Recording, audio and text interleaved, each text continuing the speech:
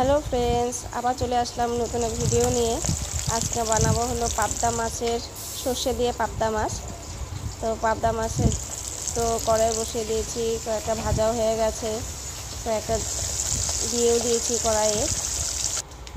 এরপর কালো জিরে, কাঁচা লঙ্কা, সর্ষে দিয়ে, সর্ষে আছে এটাতে, কালো সর্ষে, সাদা সর্ষে আর হলো পোস্ত।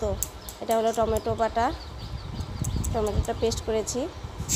তো আগে আমি তেলের মধ্যে কালো জিরা দিয়েছি, শুকনো কাঁচা লঙ্কা দিয়েছিলাম সরষে তেলে। দেওয়ার পর ওটাকে আমি মাখা মাখা করলাম, করার পরে সর্ষে পোস্তগুলো দিয়ে দেব। দেওয়ার পরে একটু লালটা লালটা করে আসাতে লবণ, হলুদ, একটু সামান্য চিনি, কারণ কি সর্ষে পোস্ততে একটু চিনি দিলে ভালোই লাগে খেতে। তো ওটাতে দিয়ে দেব।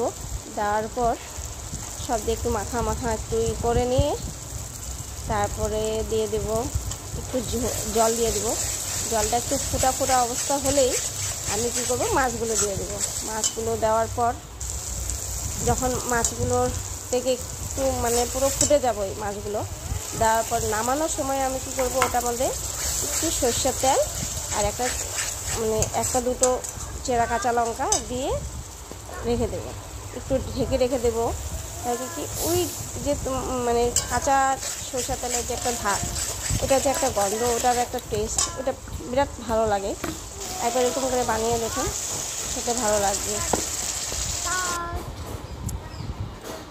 জল দিয়ে দিয়েছি। তা আপনারা কেমন আছেন?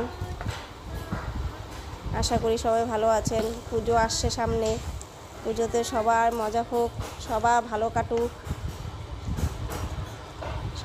সুস্থ থাকুন, ভালো থাকুন। আবার দেখা হচ্ছে নতুন আরেকটা ভিডিও নিয়ে। ভালো থাকুন, সুস্থ থাকুন, পূজা ভালো করে কাটুক, আরও মজার মজার রেসিপি নিয়ে আসবো। Bye bye, tata.